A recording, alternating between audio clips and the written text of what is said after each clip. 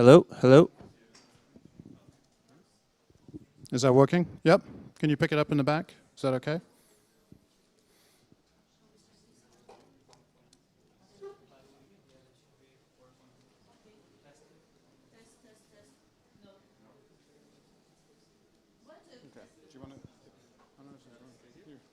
Any button to press?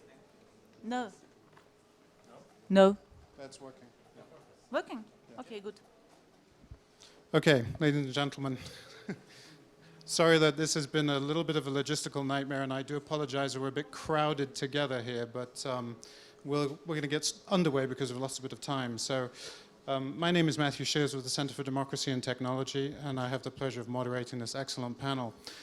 As you've seen from the panel description, the purpose of this panel is really to understand how we can create spaces for multi-stakeholder dialogue on cybersecurity issues. Now, obviously, this is a challenging issue. It's one of those spaces that typically is very sensitive from a national security perspective. So what we want to do here is learn from the spaces that we've engaged in, the opportunities for that engagement, and really draw out some key learnings from it. And I'm really hoping there are members from the best practice on cybersecurity who can share their experiences from the floor, and also anybody else. We really want to make this an interactive session, so we're going to go through the panel. So please hold your questions and also your experiences. I want you to got a mic we can share, and we'll take questions at the end of the panels, and then we'll open it up to discussion. So we've got a couple of people taking notes. So what's really important is that you tell us what your concrete learnings are from participating in cybersecurity spaces. How easy has it been as different stakeholders? How do we open doors to participate in cybersecurity spaces? And what do we need to do going forward? Because those comments and those learnings that you will provide us with will then be relayed in the Thursday morning Best Practice Forum on Cybersecurity. It's Thursday morning, right, Brian? Yes, Thursday morning. So please don't hesitate, jump up, tell us your thoughts, give us your impressions, and most importantly, your experiences. So I'm not going to talk anymore, but I'll come back on a couple of issues as we go into the discussion. So I'm going to let Tatiana lead this off. Tatiana Tropina from the Max Planck Institute. And then we're going to go to Carmen Gonçalves with the Dutch government. And then we're going to go to Belisario Contreras with the OAS. And then we're going to go to Songwa Karun with CCG from Delhi. And then we're going to go to Gbenga Sasand, Executive Director from the Paradigm Initiative in Nigeria. And we're going to end the panel with Walida Sakaf, who is a member of the Board of Trustees of ISOC. So, Tatiana, take it away. Thank you very much, Matthew, and thanks to all of you who attended. I'm so happy to see many familiar faces here. Sorry for overcrowded room. We are creating spaces for multi-stakeholder dialogue here. So just a couple of points. I believe I have 3 or 4 minutes, right? What I learned personally from being in cybersecurity for almost 15 years now in kind of different countries and different spaces. Well, first of all, I believe that when we are talking about cybersecurity and multi-stakeholder dialogue, we are sometimes confusing different cybersecurity domains, because depending on which domain we are, the participations and the participation channels and stakeholders would be different. We can talk about participating in creating frameworks for cybercrime and for digital investigations, and it would be completely different from national security issues, and those would be different from critical information infrastructure protection. So we have to understand first, before we are heading somewhere to participate, or before we are heading somewhere to create any spaces, we actually have to understand where we want to create this space, which domain this is, and how we can contribute. I think there is a lot of criticism about fragmentation of efforts in this area, but I think this is very natural that these efforts are getting fragmented, because I do believe that there is some overlap, for example, in national security and critical information infrastructure protection, but there are different issues where domains and stakeholders are unique and they do not overlap. So we have to understand the spaces first before we aim for any multi-stakeholder dialogue. Another thing is that There are two levels, national and international level. And if we think about stakeholders, we will see some very unique domains and very unique processes. For example, let me go a bit historical. Before we created all the notion about multi-stakeholder cybersecurity, there was a big notion about public-private collaboration in cybercrime, in cybersecurity, which meant something different. You can organize public-private cooperation, for example, in digital investigations. But it's hard to talk about multi-stakeholder when you talk about operational things, because there are unique mandates of the governments. There are unique mandates of the law enforcement agencies. So for many of the processes, we can talk only about multi-stakeholder policy making, or in the best case, multi-stakeholder lawmaking. And I'm sorry for getting complicated, but there are two levels, national and international. And it's not a secret that there are many closed spaces, like global group of experts, like some international agreements. And frankly speaking, I do think that there is a chance for multi-stakeholder dialogue. There is a need for multi-stakeholder dialogue here. But I don't think that these venues will get open very soon.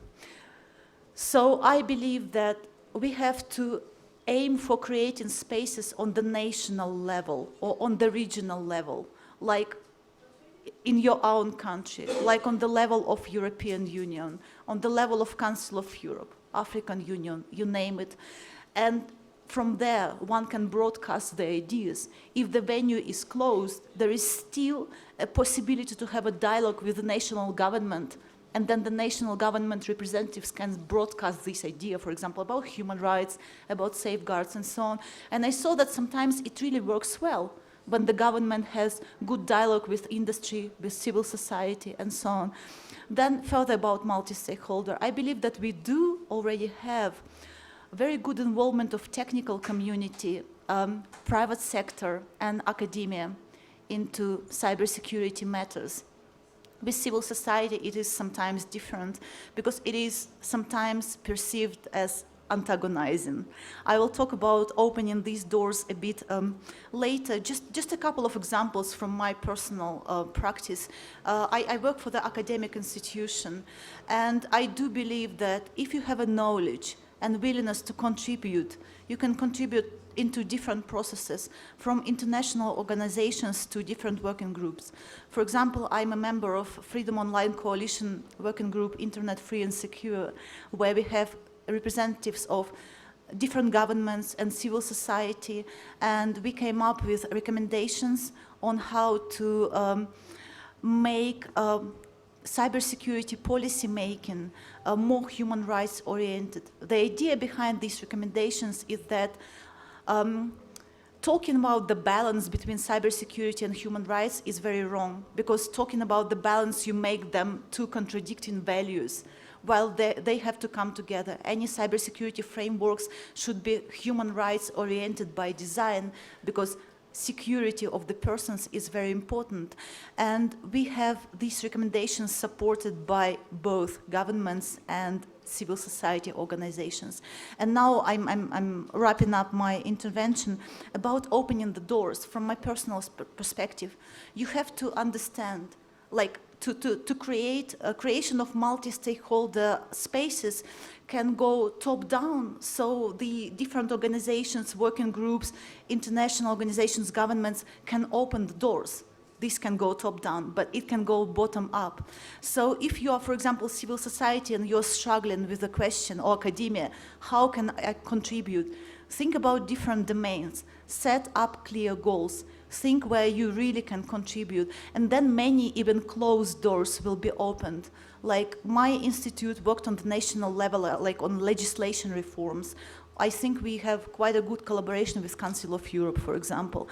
So the doors are opening if we are ready to offer our knowledge, and if we are ready not to go into confrontation, but to listen to other parties, to meet somewhere in the middle, not compromising our values, but listening to the problems, for example, of law enforcement, of legislators, because it is a hard job.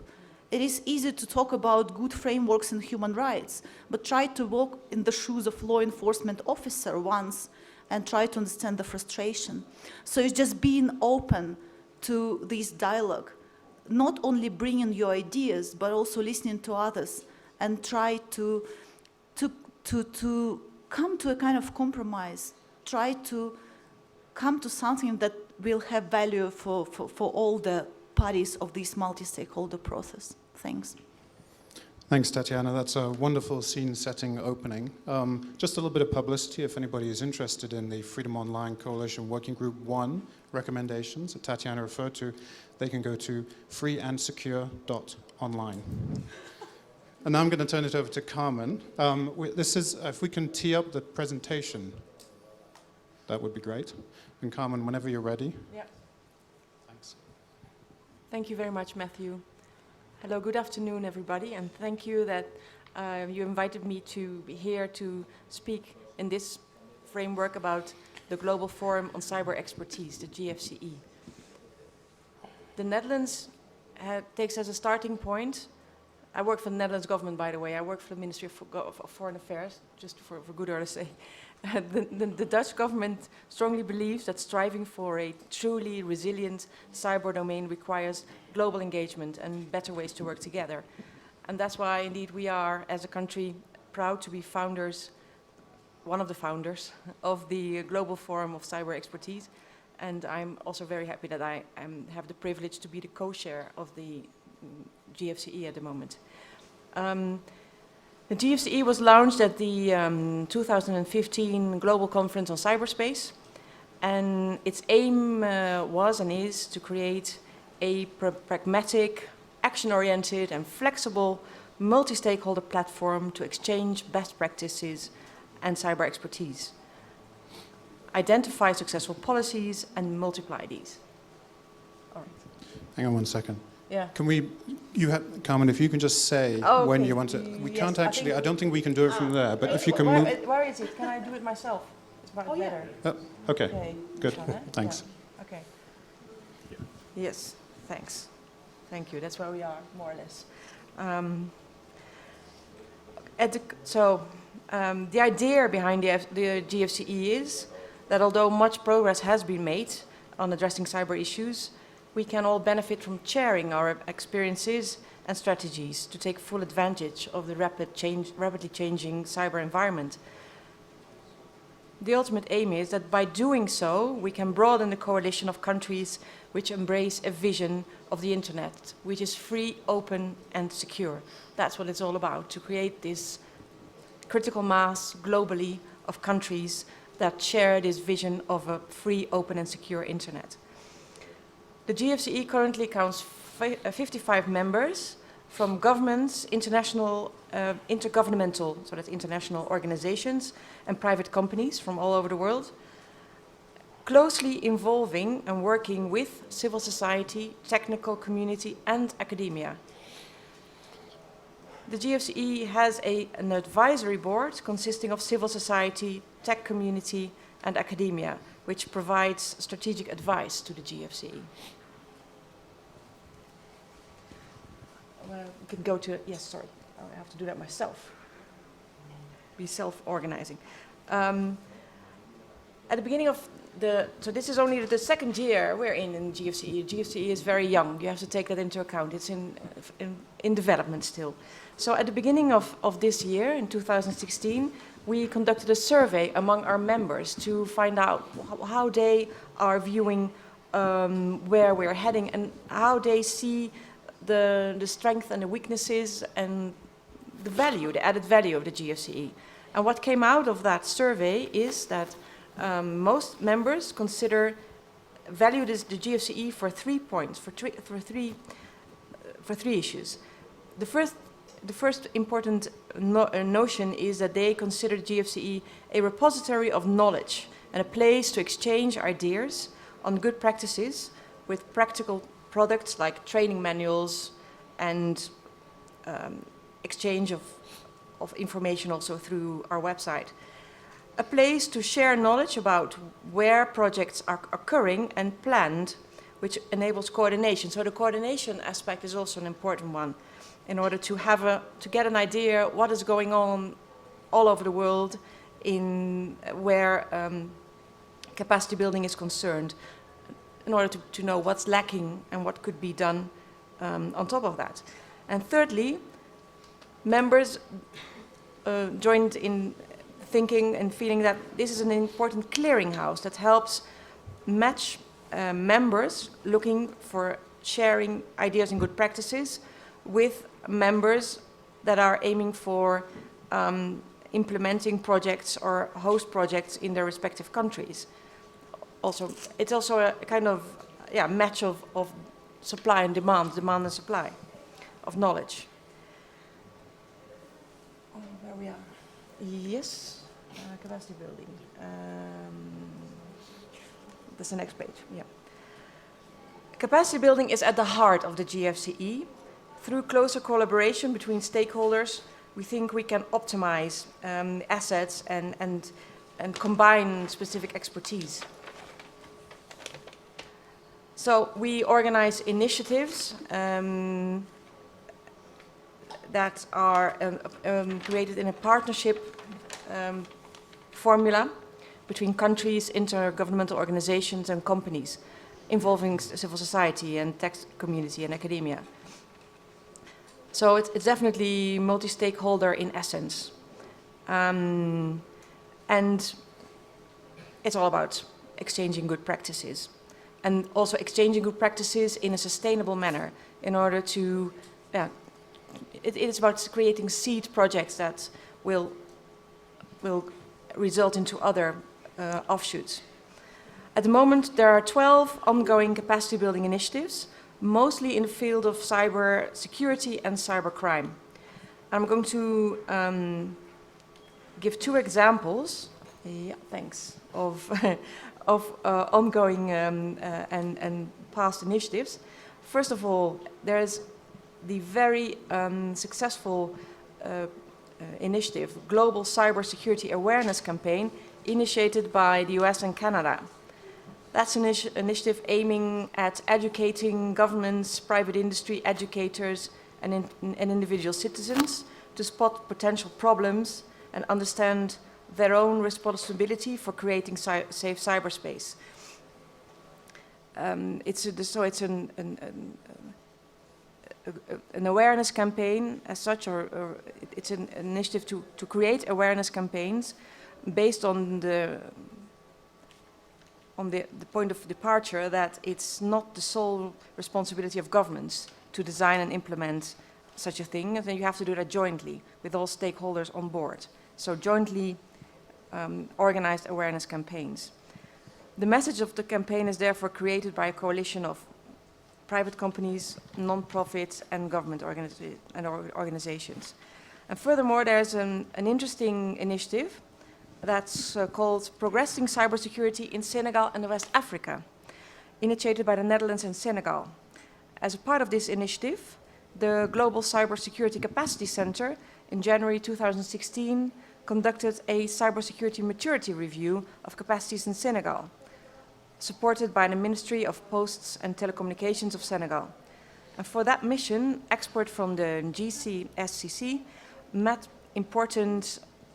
the most important Senegalese cyber stakeholders, government, academia, law enforcement, and private sector, NGOs. And on the basis of this endeavor and evaluation, the Senegalese government will have better tools to prioritize areas of capacity in which Senegal should invest strategically. Another third initiative I would like to briefly mention is one that recently had a very, very interesting expert meeting in Bucharest. It's an initiative on coordinated vulnerability disclosure, initiated by Hungary, Romania, and the Netherlands. And it's about, the idea is that this will result in a kind of handbook of best practices in order to promote and safeguard and find a good way to enable ethical hackers to work. So we're now moving in the second year of the existence of the, thank you so much for your help, of the GFCE. And now we also are at the point that we have to look again strategically at the future. What are we going to do? We are definitely going to capture the good practices that we have been developing over the past year, and we also want to take them forward. And furthermore, we want to design a future agenda for global capacity building. That's what we are at the moment aiming for. In the year 2017, we'll have several important milestones in this respect, time-wise. There's going to be a GFCE meeting in March in Brussels, where we will look at these future plans, and we will hope to make a real step towards also a real long-term strategy during the next global conference on cyberspace, that is, and I'm going to disclose something that's not official, so keep it in this room. That is, but it's really 99.9% sure it's going to take place in India, and hopefully next November. And India is also hopefully going to become our co-chair in the GFCE. Thank you. You can leave the internet? Sorry? You can leave the internet or not? The next GCCS?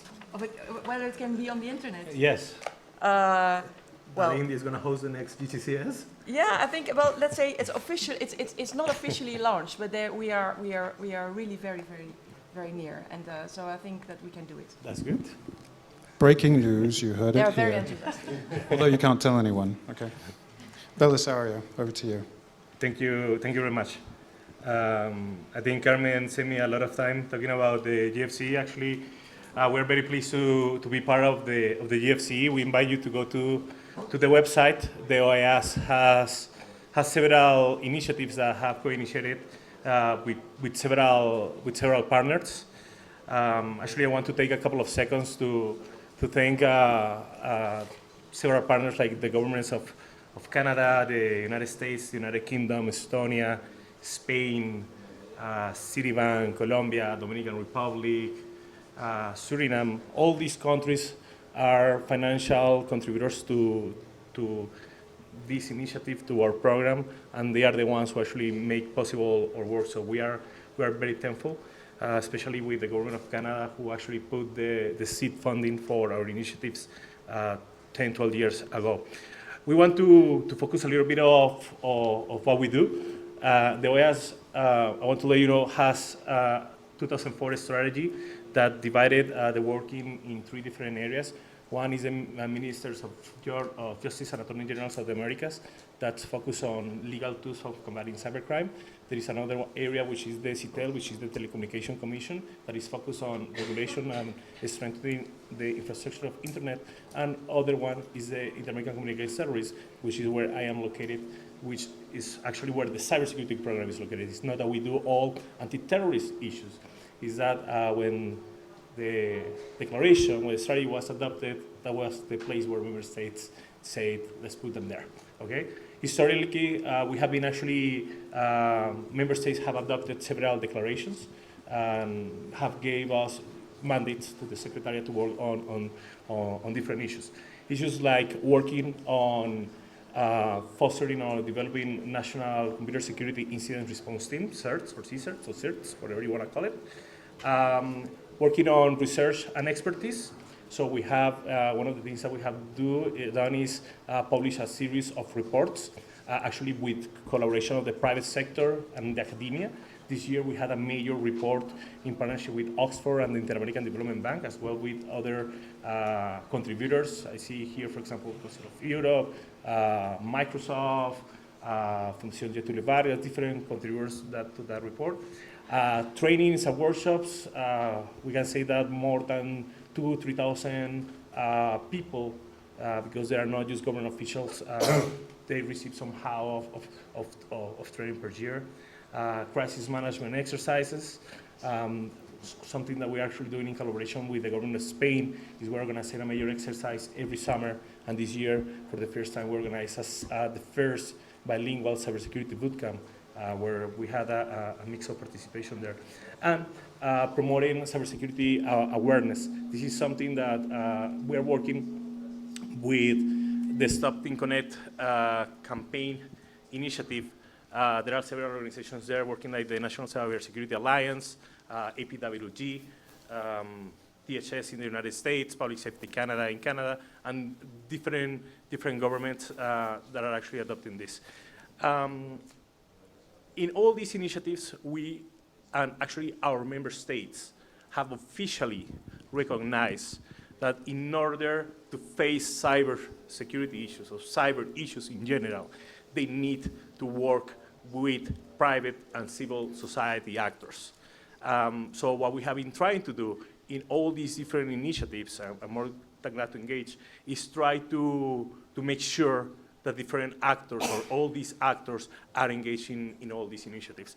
For example, when we start the national strategies or national policy development processes, we try to reinforce that to our governments, that these actors need to be involved since moment zero in order to make sure that the process is totally, it has legitimacy and it's totally strong from the beginning to the end.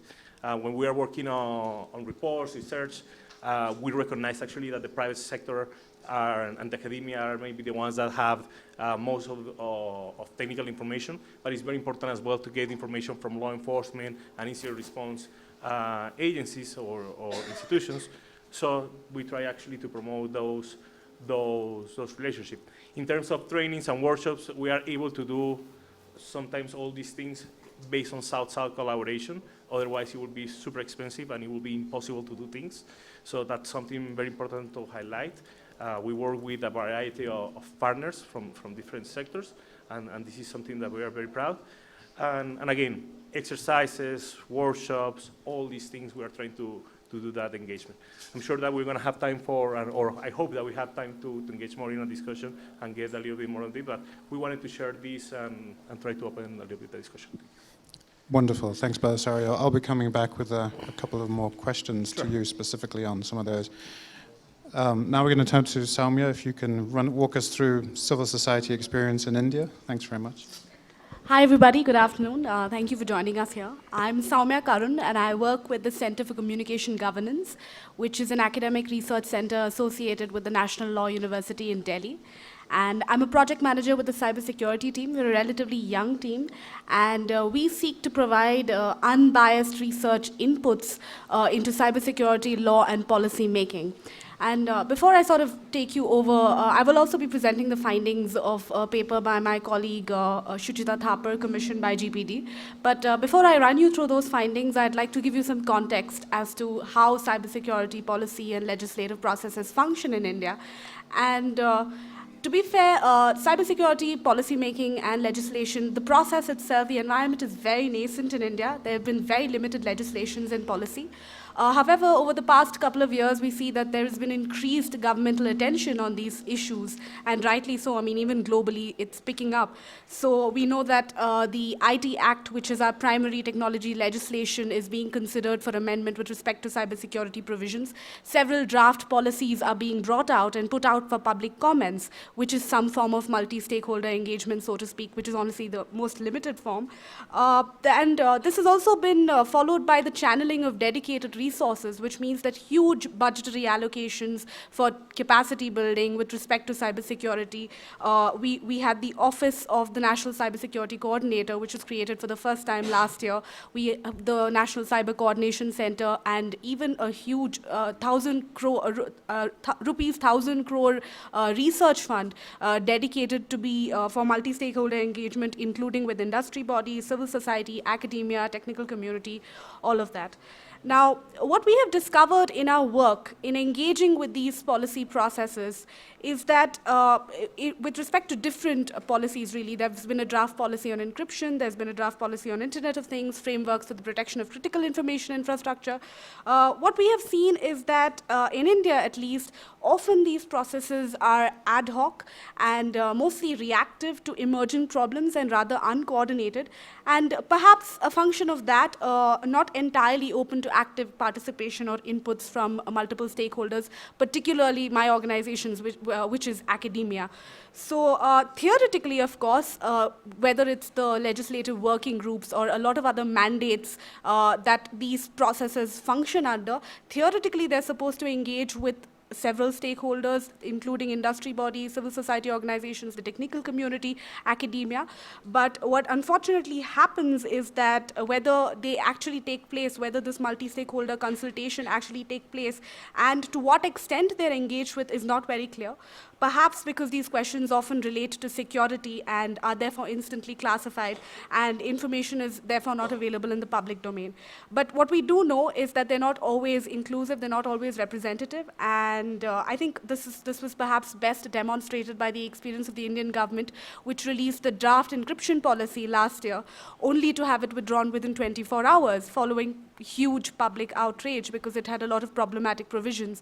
And since then, of course, the government position has been that the encryption policy is back at the drafting table and that it's going to adopt a multi-stakeholder approach and it's going to co-opt a lot of actors and things like that. But what we do see in practice is that this co-option is more often than not limited to industry bodies, and the participation by actors like civil society organizations or academia is often very limited. Like I said, this is possibly because it relates to national security and therefore it remains shrouded in secrecy. And also the fact is that these processes are often divided between a number of government departments. For instance, cybersecurity would be dealt with by the Ministry of Home Affairs, would also be looked at by Ministry of External Affairs, would also be looked at by Ministry of Defense. So when it's not coordinated, space for focused inputs by actors like ourselves is often lacking. Of course, the future is not entirely bleak. For instance, the public outrage that followed the release of the encryption policy, I think, has alerted the government to the need to seek inputs and facilitate such participation by civil society organizations and by academia. And the fact that we have this research fund that is being allocated with a huge budgetary outlay, we hope that this will prove to be a constructive forum or avenue for various stakeholders to engage with us.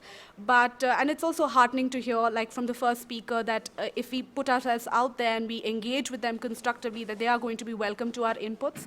So the various means of engagement that we have identified as an academic research organization is obviously participation in these public consultative processes, providing formal inputs, making ourselves valuable really by offering the necessary expertise and filling that vacuum, and independent academic writing, independent, unbiased, neutral writing, participation in advisory committees, facilitating discourse and creating public awareness and creating awareness in the public about these important issues by conducting conferences, symposiums, panels, etc. So this is what we're seeking to do.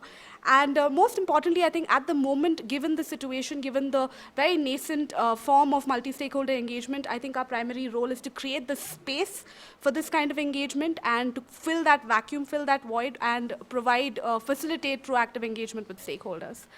So yeah. And I think it's good to note that the GFCE meeting is going to be in India in November, so I think that'll be a fantastic beginning. Yeah. That'll be fantastic. Yeah. Soumya. Benga, can you tell us about your experience in Nigeria? Thanks. Okay, so let me start with 3 a.m. today, local time. That was 10 a.m. in Nigeria. I had to stay up to watch something that is quite historic as far as this kind of conversation is concerned. Many years ago, we drafted a bill, and I'm saying civil society drafted a bill that had content on security, on government, and on civil society. That bill went through first reading, second reading, and today, the public hearing was held. But it wasn't always like that. Let me rewind a few years to 2013, 3 years ago. 3 years ago, it was April when I got a call from the National Security Advisor's Office to visit them. Now, many of my colleagues were worried. If you get a call from the NSA, you have to start asking yourself, okay, what have I done, and things like that. But I wasn't worried. I wasn't worried because we always wanted to have a conversation.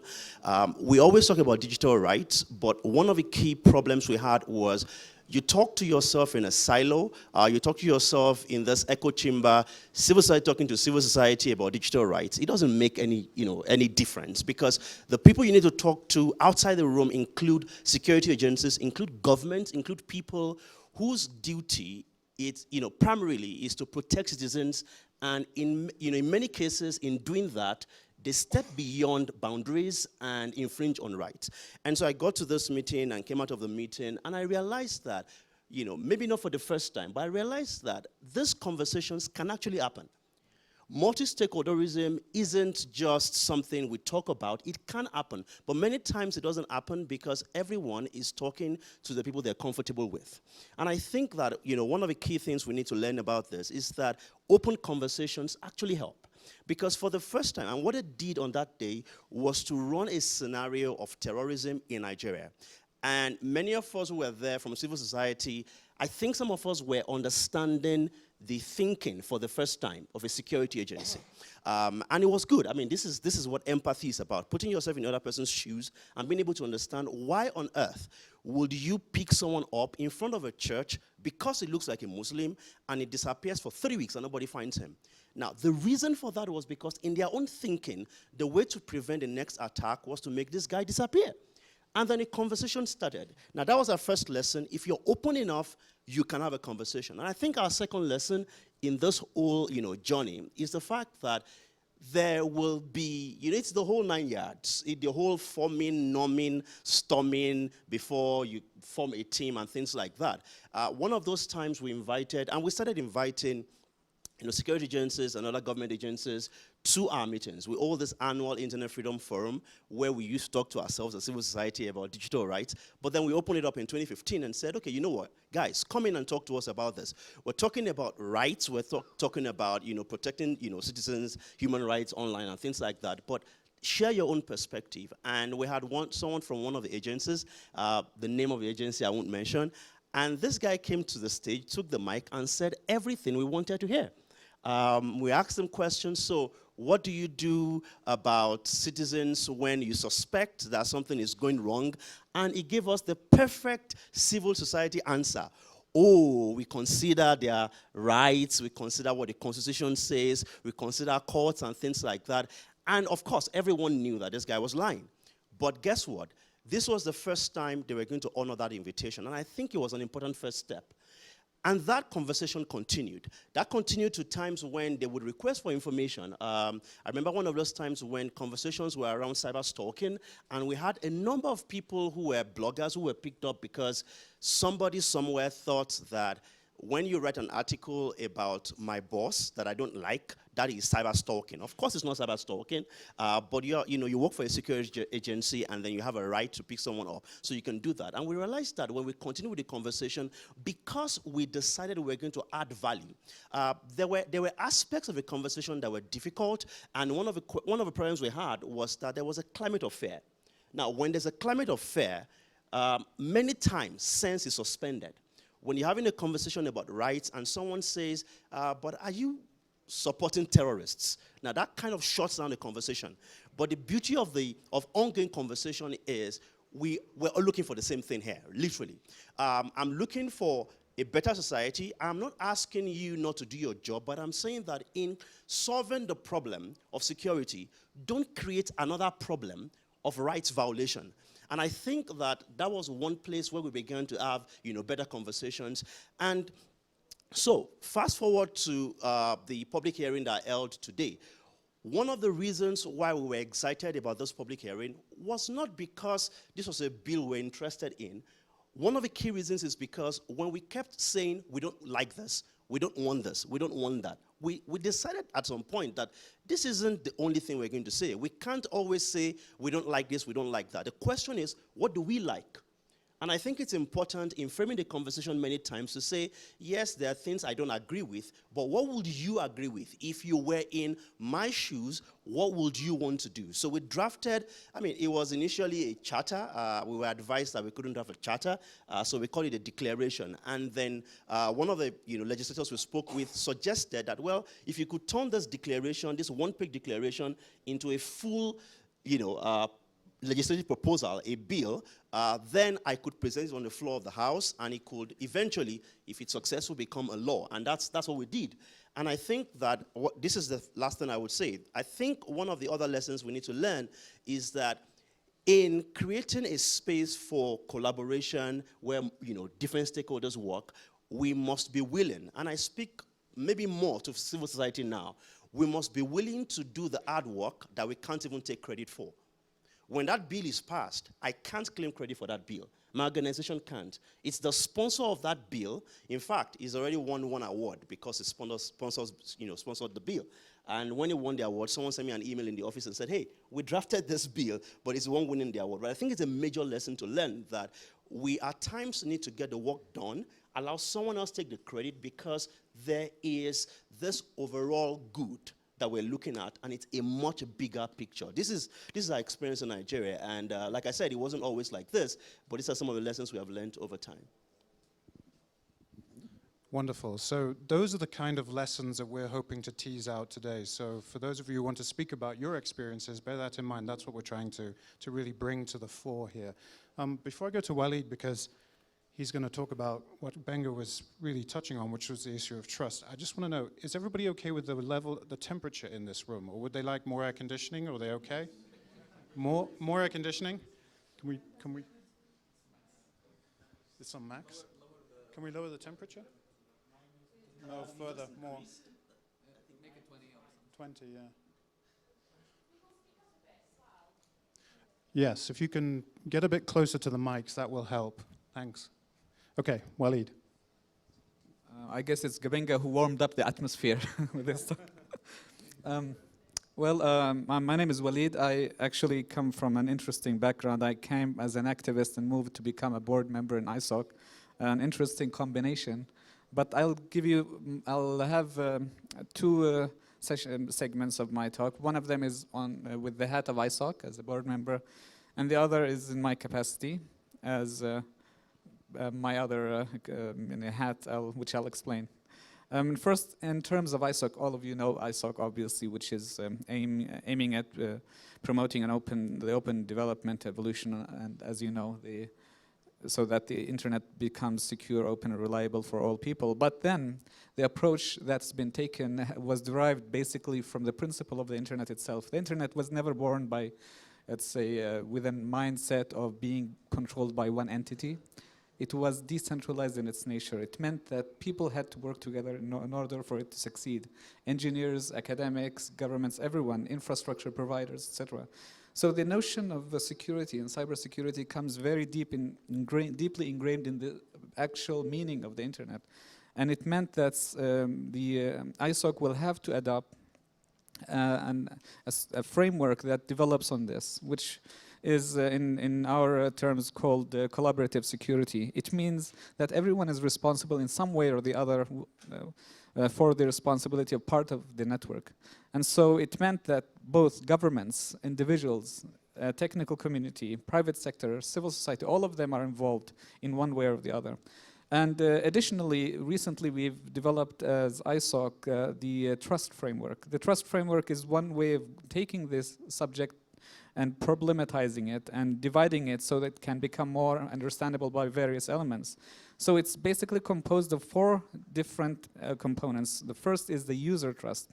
And with user trust, it means that everyone using the internet, not only end users as individuals, but also governments, entities, private sector, etc. Everyone who's involved is a user. Whether you're a minister, whether you're the CEO of a company, you all eventually are users.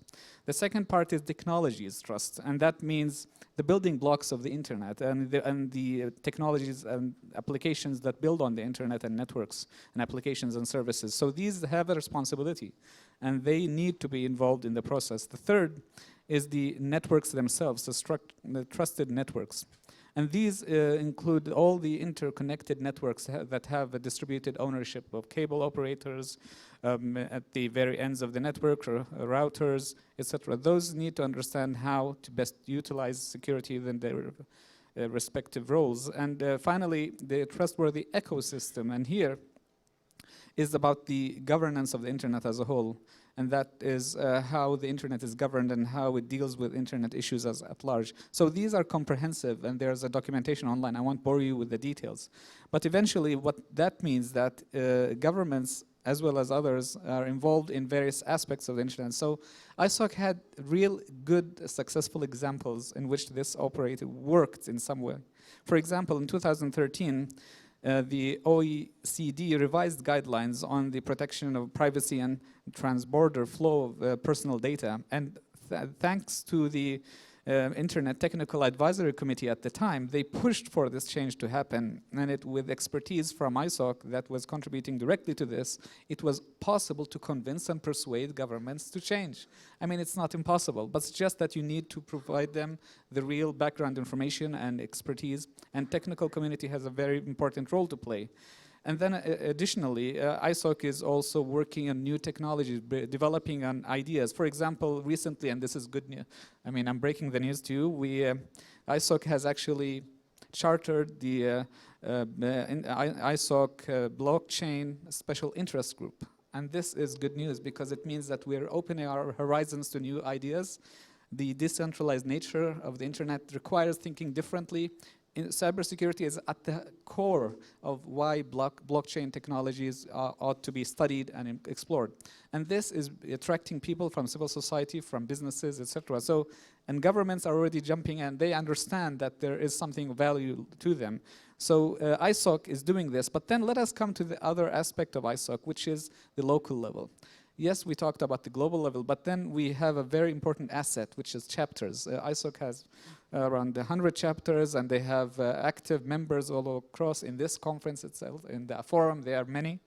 And part of what they do is that they translate what is going on in the global level to the local level, and they connect what the context, the needs of the society. And I'll give you a very typical example, one example of my original country, Yemen. And I'd like to thank Tatiana, actually. She has a handband for One Connected World.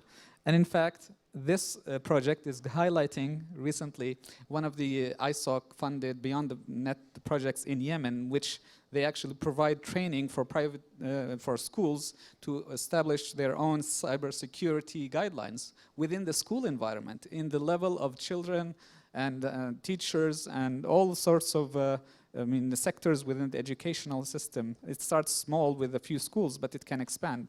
Additionally, there was a very remarkable story in 2013 where the ISOC chapter in Yemen helped invite RIPE, NCC, as well as ICANN to Yemen for the first time. And they actually sat down with governments and private sector and civil society and lawyers and technical community to come up with ideas of resolving the crisis in the IP sector, which was lacking, and that caused a lot of security problems. The government was unwilling to open up the door for more IP addresses to be bought by the private sector. But then again, the ISOC chapter came in and persuaded the government through dialogue, as Gabenga mentioned, it's important that you mention to them what they have at stake. And so it succeeded. So these are examples, both from the global level as well as the local level. And finally, let me take off my ISOC hat and put on my actual hat, which was a hacker hat. I was a hacker before I joined. I used to do software to circumvent censorship by governments. And one interesting thing is that I realized today that governments will benefit from hackers. They can benefit from ethical hackers. In fact, one of the most successful projects was called the Hack the Pentagon. And if you know this was this year, 2016. And it was basically prizes given by government to hackers to help them identify vulnerabilities in government websites, very critical infrastructures within the government. And guess what happened? Within 13 minutes, the first vulnerability was detected. And then 200 reports came afterwards. And then 1,410 hackers joined. And not only that, they gave about 75,000 bounties, I mean, which dollars in terms of bounties, but actually hackers went on for free and said, I just want to hack the Pentagon and identify problems with government websites. And so this is what the government needs to learn. There are successful examples, and we've seen this happen, and I hope they learn from them. Thank you. Thanks, Waleed. Fantastic.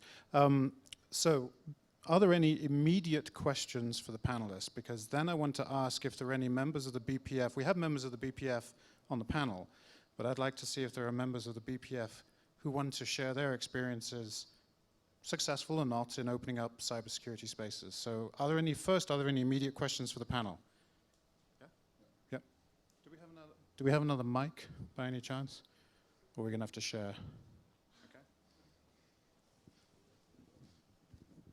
Well, thank you very much. I'm a member of the BPF.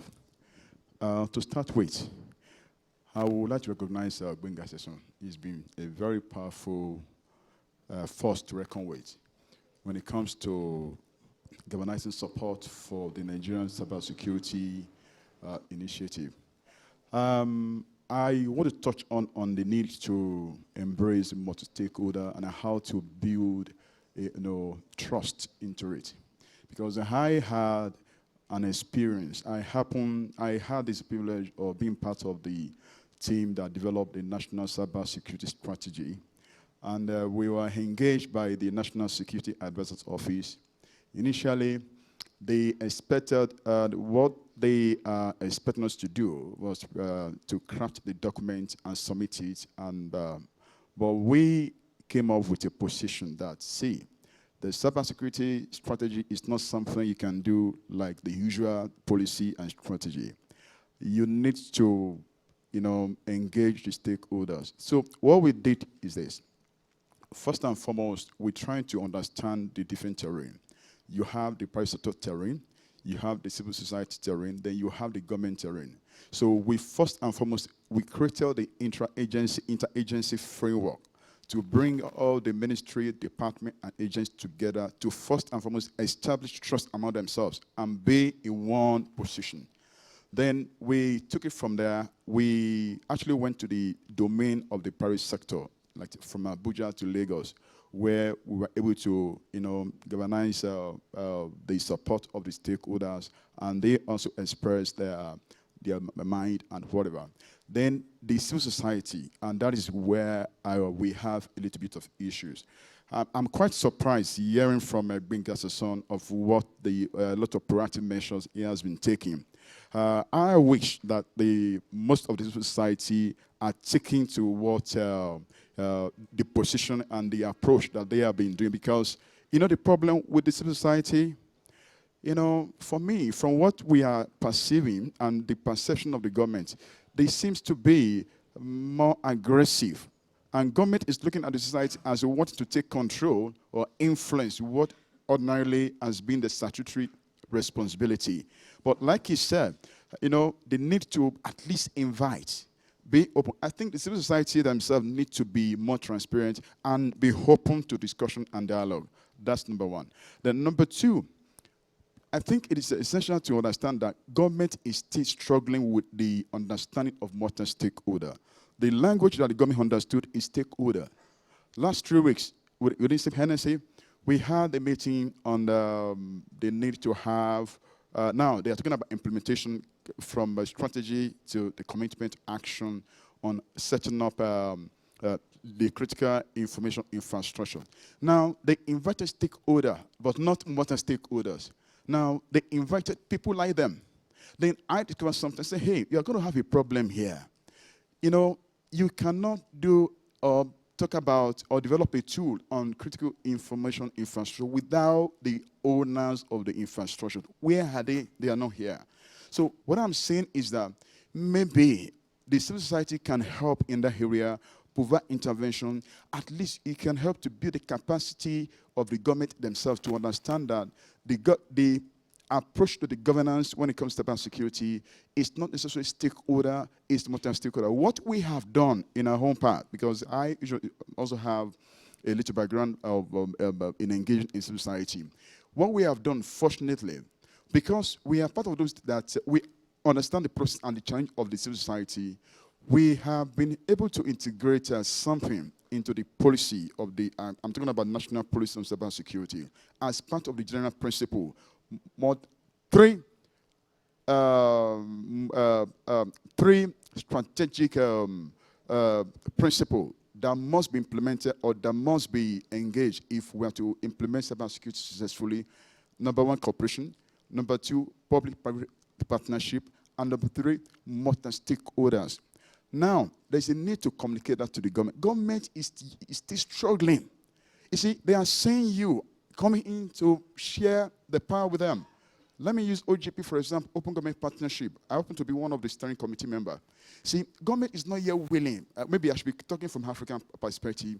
Government is still being seen, you know, that, see, it is my power, it is my responsibility. Why are you coming to share the power with me?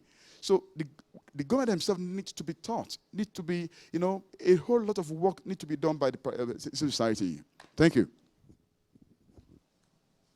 Thanks very much. I think you're reinforcing a message that we've heard pretty much across the panel.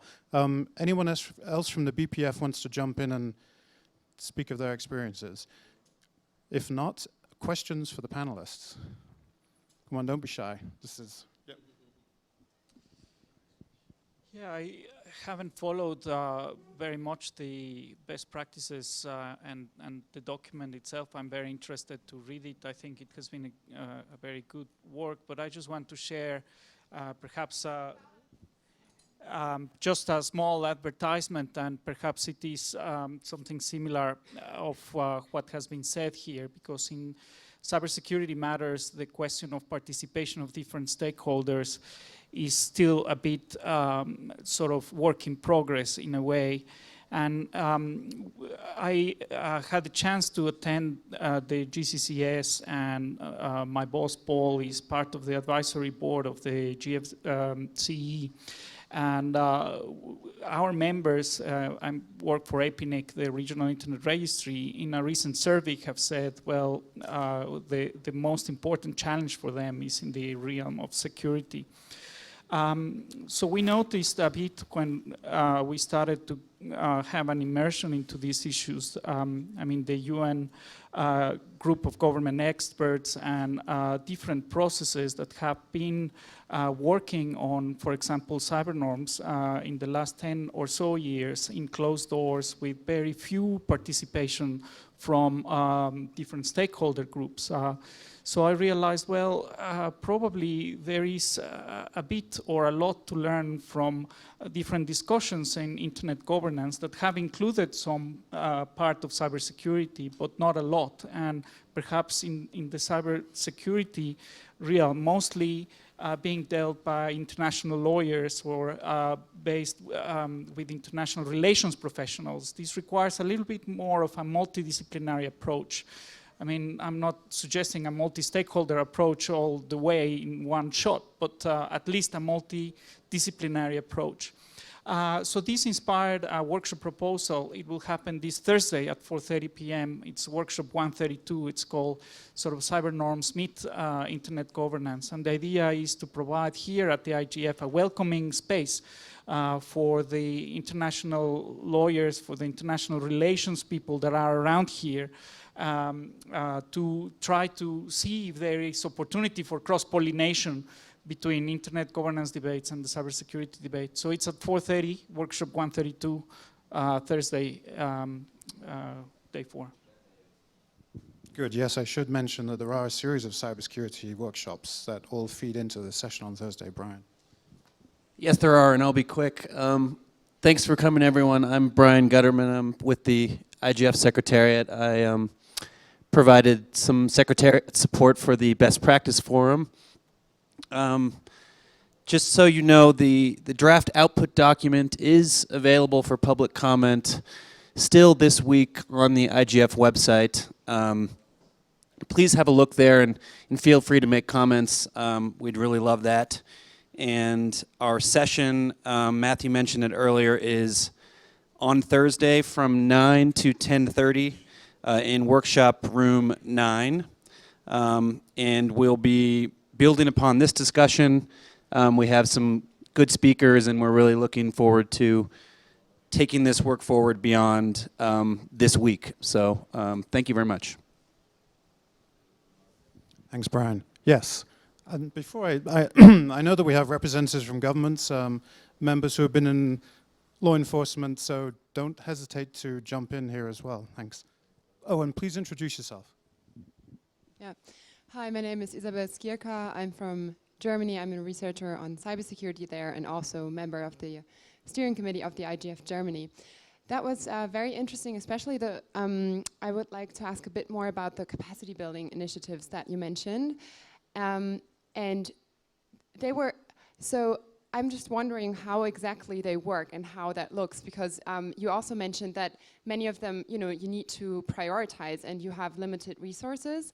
Belisario, you mentioned that these projects are quite expensive, and so you need to partner with companies for that too. And so I would just like to have a little bit more practical insight in how that works, and also how do you prioritize projects and which ones? For example, now we heard about these 2 projects with Senegal and the vulnerability project, but how do you choose them and how do you make sure that there's maybe also, kind of an equal, or those projects are promoted that really need promotion? Thanks.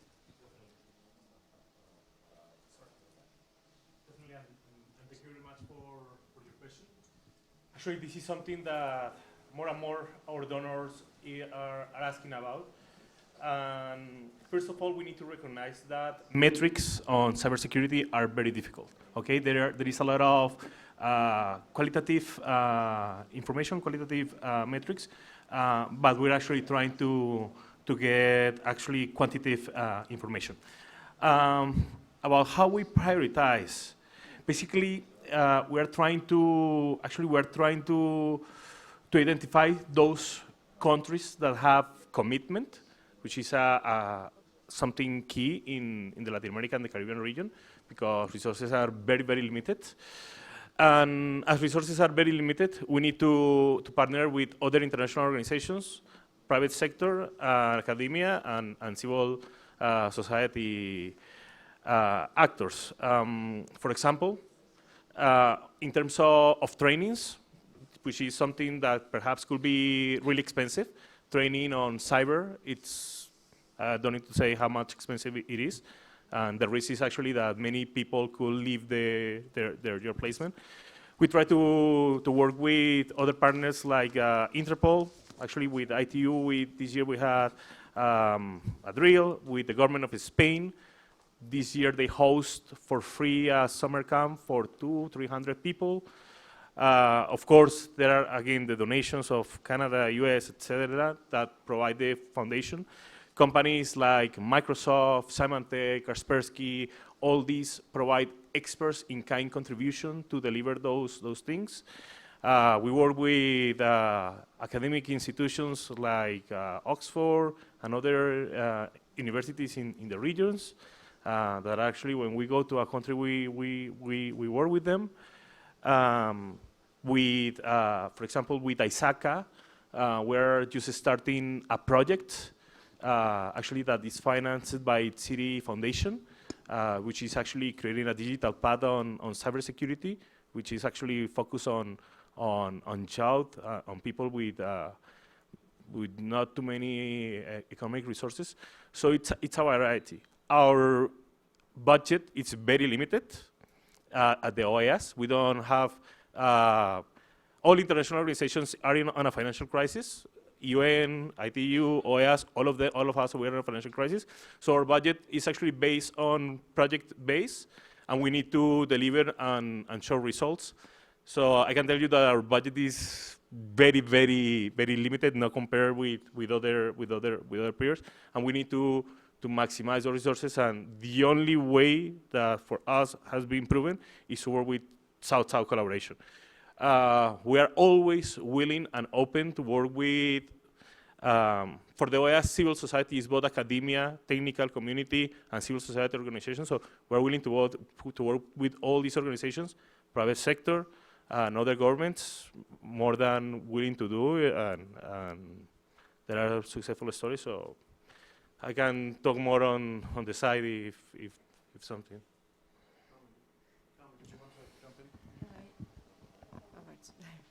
All right, that's the best one. Okay. Thank you, Matthew. Thank you, Belisario. Now, what I could add to what all the very relevant things Belisario said is that from the GFCE point of view or practice, you asked about how do you know that you don't duplicate or and that you cater for all the needs. In the GFCE, we just try to match supply and demand. And then what is important, I think, also to realize that initiatives undertaken under the umbrella of the GFCE are, by definition, open to all GFCE members. So that's also a way to ensure that what you do with one country or a couple of countries is always open, and the events that we organize in the framework of those initiatives are open for all members. So then you avoid that you limit the spread of information. Furthermore, I wanted to add, but that's something a previous speaker who has left the room raised about the need for a multi-stakeholder dialogue in the area of cyber and international peace and security, so cyber norms and CBMs, etc. I just wanted to raise here or to inform you that the Netherlands, with other partners, is working on the launch of a global commission on the stability of cyberspace. It's based more or less on the same formats as the Build Commission on Internet governance, but is really going to focus on cyber and international norms and peace and security, because for peace and security, because we think indeed that other stakeholders, others than governments, also should be able to discuss these matters and to help in generating ideas that could feed into the global normative process. Thank you. Thanks, Carmen. Okay, we've got some questions. First, if you could pass this back to Michael. Michael, if you could introduce yourself, and then I'll come to the gentleman over there and the lady over there. Sorry. Apologies, we only have one mic. Good afternoon. My name is Michael Walma. I'm the Global Cyber Foreign Policy Coordinator for Canada. I'm with the Foreign Ministry of Canada. And full disclosure, I'm also the Canadian expert to the UN group of governmental experts on cybersecurity. I'd just like to respond and comment on a couple of things that have been raised here, both at the domestic level and at the international level. As this is a discussion about best practices, I'm a little reluctant to offer advice, but I can say, I can suggest from a government perspective what has worked well in talking to governments and perhaps what has not worked so well in talking to governments. And if there are any other government representatives, I can talk a little bit about what Canada's experience has been with this and our rationale in doing some of the things that we've been doing. So first off, I think Tatiana mentioned the differentiation between the international and the national. I think that's very important, and I'm going to return to that. But she also spoke about trying to walk a mile in the shoes of the other person. And that was actually a comment raised by a number of people there. I think that's extremely important, that when you're going to be trying to engage as civil society or private sector or academia with government, that you take an open and understanding approach and try to recognize the interests of your partner in government. Certainly in democracies, the bureaucracies, the politicians do intend to do the right thing. Their intentions are good. So setting yourself up in an adversarial relationship isn't necessarily the way to be able to achieve that dialogue that Mbenga, for example, was referring to, and the success that he had with that. Speaking as in terms of offering some advice to other government representatives, Canada is right now in the process of undergoing 3 different reviews that touch upon cybersecurity. We're doing a national defense review, we are doing a cybersecurity review, and we are doing a national security review, all of which have elements of cyber in them. And the government has committed to doing this in a very open and transparent manner, calling upon all stakeholders to contribute ideas and comment on proposals of the government. And it has been very effective, both in soliciting very good ideas, but I think also in demonstrating, as I say, the intentions and the understanding of the government in this respect. And as Carl Bildt has suggested separately, this also has a very good consequence in the sense of creating what we call social license. If a government operates without consulting other stakeholders, without consulting its own citizenry, then its actions are not going to be well understood. The process itself has a value in being able to air the issues and having a debate and a discussion, so that when a conclusion is reached, everyone feels that they had an opportunity to be a part of that, and therefore tends to be more supportive of the outcomes that result. So my advice to government colleagues would be, this can be a very painful process, but it is an essential process if you're to have success at the end of the day. Now, just to turn to the international very briefly. So in the international, one last point on that last. I would point out that, of course, this kind of discussion goes far beyond internet issues or cyber issues. We're starting to talk in the Canadian context about what we call participatory democracy. All elements of governance, inside or outside the cyber realm, are open in a sense to the multi-stakeholder approach. I don't know if anyone here was at the discussion earlier today on ICANN and the IANA transition, where Larry Strickling spoke very eloquently about the idea of trying to push the multi-stakeholder approach into new domains of public policy. I think that that is something that is starting to happen, without calling it that, under this rubric of participatory democracy. And I would encourage people to look at their efforts much more broadly and not limit it to the cyber realm. So now, just moving to the international, I just referred to participatory democracy. Now, democracies are dabbling with participatory democracy, but of course all the governments in the world are not democracies. And when we reach the international dimension, we are constrained by a system that has been established based on state sovereignty, rights of states, interstate relationships. Now, for better or for worse, this is what the situation that we find ourselves in. Now, the democracies that participate in the system are looking to change this, to look for a more consultative approach, are looking to try and ensure that more voices are heard, but we are not the only players on this scene. So I would encourage everyone to recognize the limitations that we as governments suffer under when operating internationally. And what I would recommend to you, though, is to take every opportunity to engage where these opportunities arise. For example, on cybercrime issues, the Budapest Convention, the Council of Europe, there are opportunities to engage on these issues through the Council of Europe. There's going to be a separate session on internet and jurisdiction. Governments and other stakeholders will be there. Engage in these processes. The OSCE on cybersecurity is also soliciting input. You need to take advantage of these to make sure that your voices are heard. And in order to do that, I would strongly encourage civil society to organize themselves in order to be able to take advantage of these opportunities and to share best practices amongst themselves in how they deal with their own governments. Because at the international level, as I say, in the situation that prevails today, you are going to need to each individually intervene with your own national governments in order to ensure that they translate your voice to the international level in those situations where you aren't able to make your voices heard yourself. Thanks. Thanks. Can you pass the mic over to the gentleman over here who wished to ask a question? If you can just introduce yourself.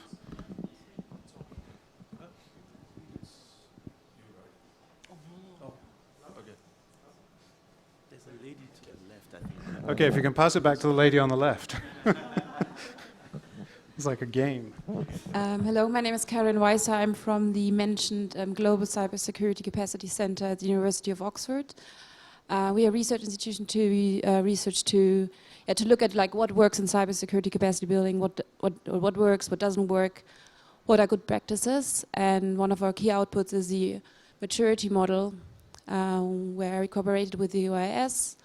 We're cooperating with the GFCE to like look at countries and their capacity and look at different dimensions and to see, okay, where actually where's a lack, where we have to build capacity.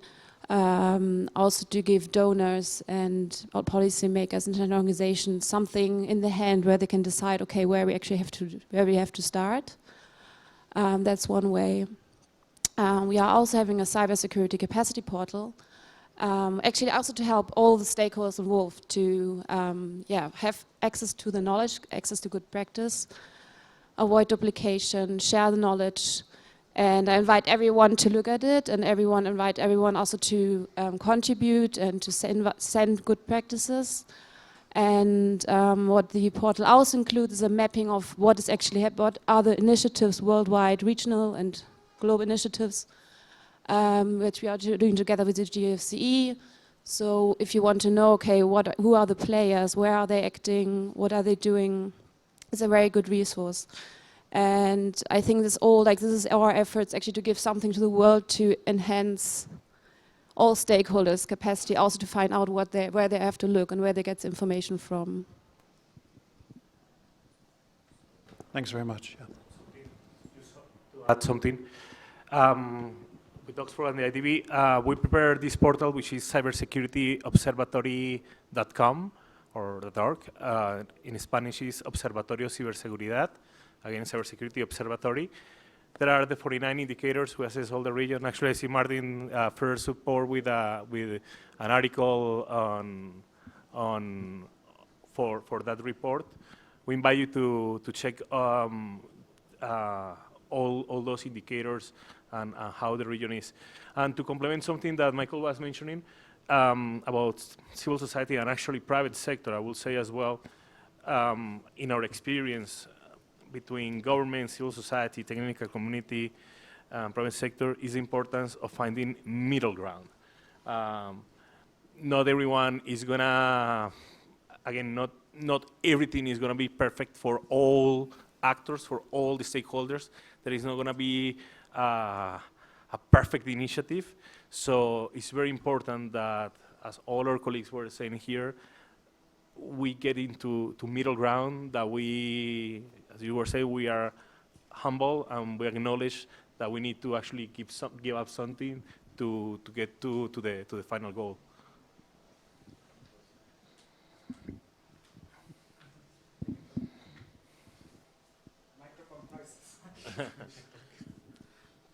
I'd like to come back to the point of why collaborative security is important.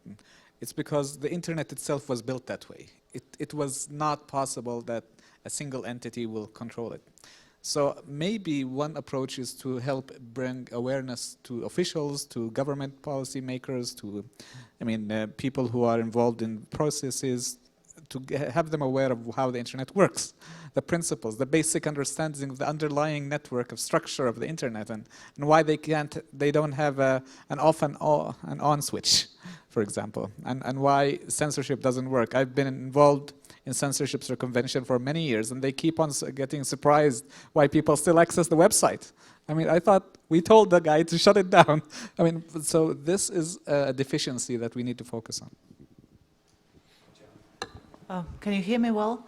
I would like to come back to the comment from the government of Canada, because I really appreciate your comment about existence of this intergovernmental model, which is based on the all system state sovereignty and interstate bilateral and multilateral negotiations. I've been thinking about this for the past few years, and I came to the conclusion that we just have to accept this. We have to accept that some of the models in cybersecurity will not be multi-stakeholder in the short, medium, and long term. And multi-stakeholder model and intergovernmental model, which are based on multilateral negotiations, multilateral documents, they will exist. And we just have to accept that while they're not multi-stakeholder and not inclusive, we still have to find the way to channel our opinions. So it's just accepting that this is the process, and as you said, there would be no perfect fora, There would be no perfect solution. We have to think process-wise, not silver bullet-wise. Thank you, Tatiana. Any other questions? Anybody? Yes. Here we go. All the way in the back.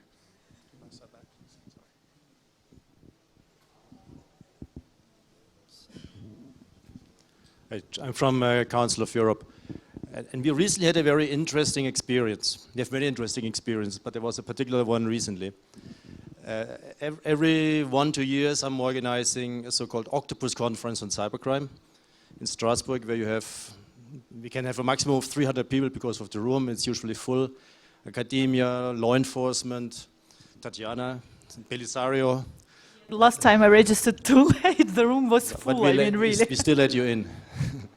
Anyway, the experience was this. It was preceded by the Cybercrime Convention Committee, which is an intergovernmental body. It's the parties to the Budapest Convention, governments only, and international organizations as observer.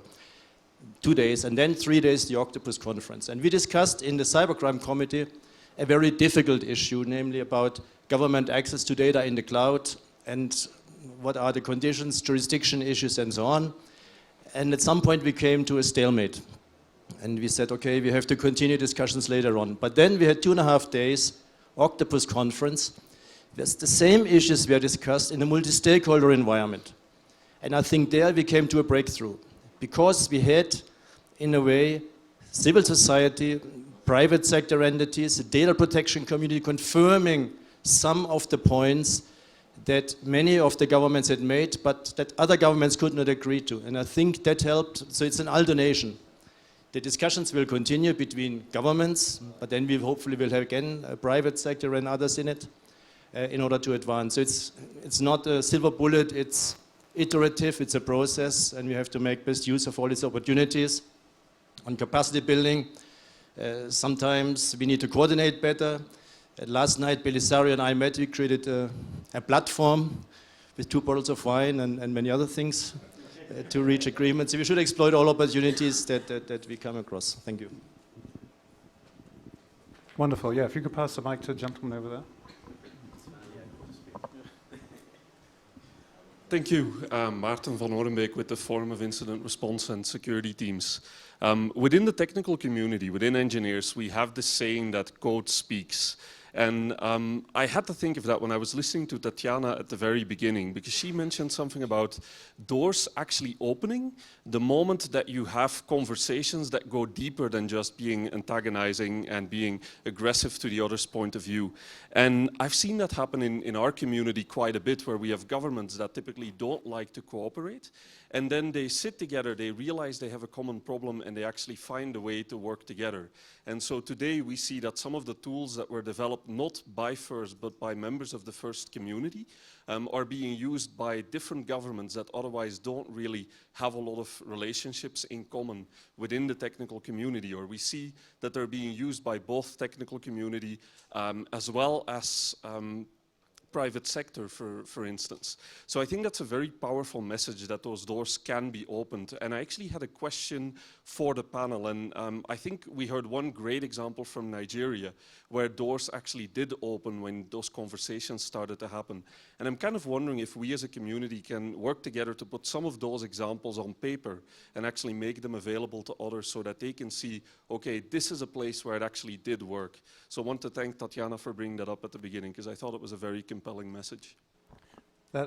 Thank you, because that is exactly what we're hoping to tee off with this discussion. So yes, absolutely. Tatiana, do you want to respond to that? Yes, I think this is a very good idea, because sometimes I feel like we are reinventing the wheel, you know, in different parts of the community or in different countries where we have already solutions that can be used, leveraged, discussed, opening the doors. So good idea, thanks. Is there anybody on the panel who wants to talk about a door opening event or experience? No? Okay. I think, sorry. Sorry. No, I will say like in the region, in the LAC region, in the Latin American, the Caribbean region, we see many opening doors, many opportunities. And I really actually like your suggestion. And actually, we should move on more than a suggestion. And I think there are multiple regions in this table and in this BPF. Actually, maybe we should try to put that together on a paper, and try to capture all those best practices where the doors open, and try to show it to the world. I think that's a great idea, and it could be actually a great outcome of this session. I'm more than glad to, at least in a personal capacity, to contribute. Just on that, we have two informal rapporteurs who are taking notes, so I don't think we'll have time to actually pull those together today, but I will certainly be speaking to them on Thursday. So the things that have been brought up in the session today. Marcus.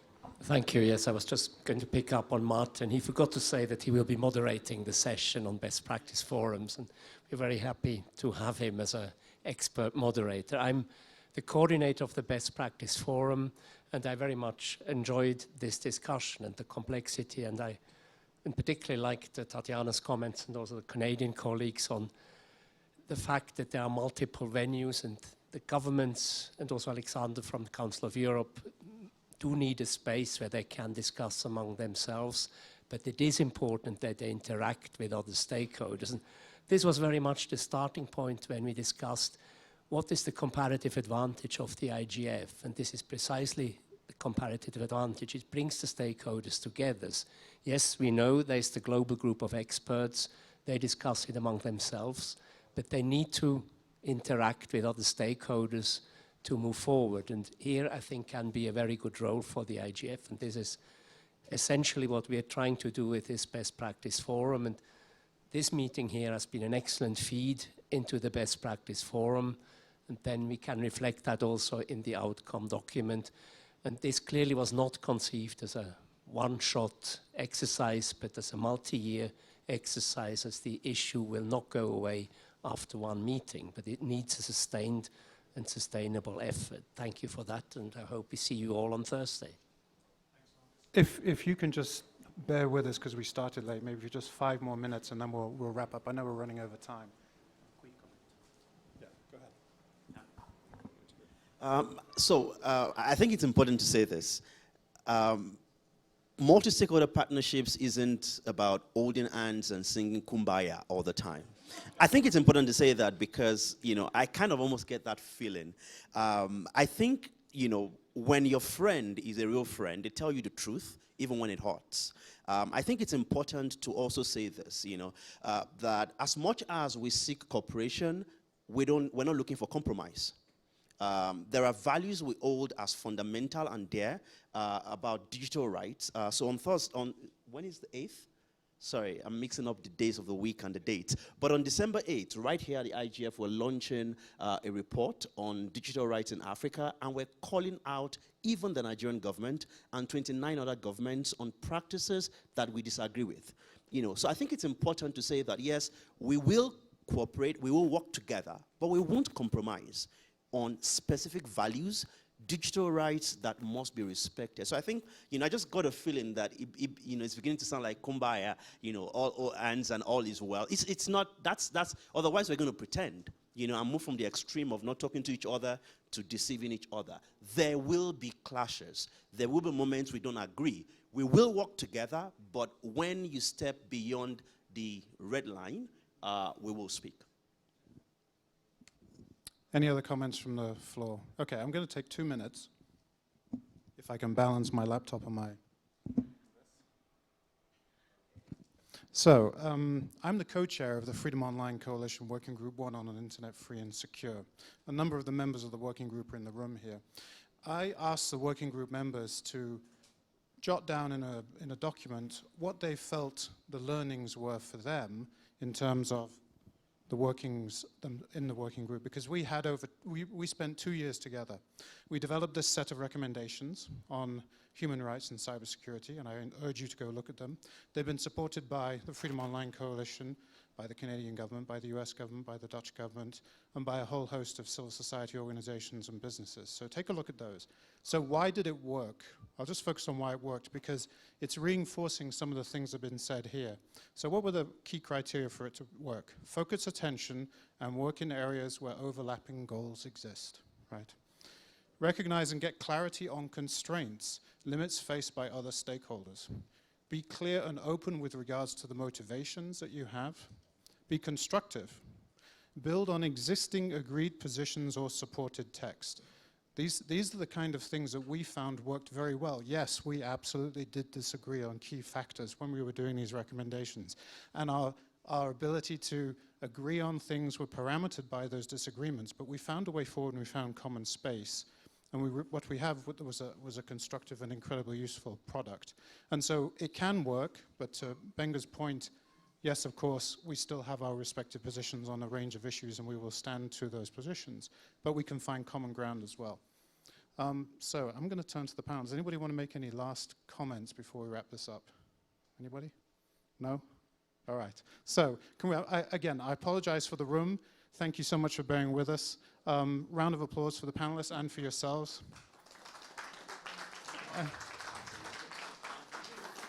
And hope to see you at the rest of the cybersecurity workshops and on Thursday. Thanks very much.